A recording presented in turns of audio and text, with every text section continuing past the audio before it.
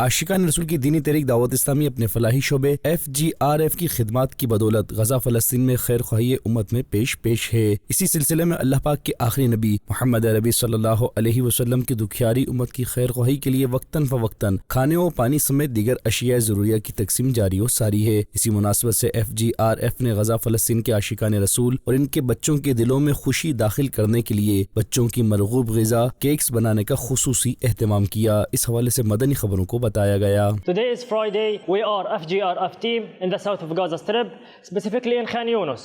Alhamdulillah, today marks another day of our continued efforts on the ground. Today we are working to distribute cake to displaced children and draw the smile on their faces. Through your unwavering support, we've been able to reach thousands of children, hoping we can reach more and more inshallah.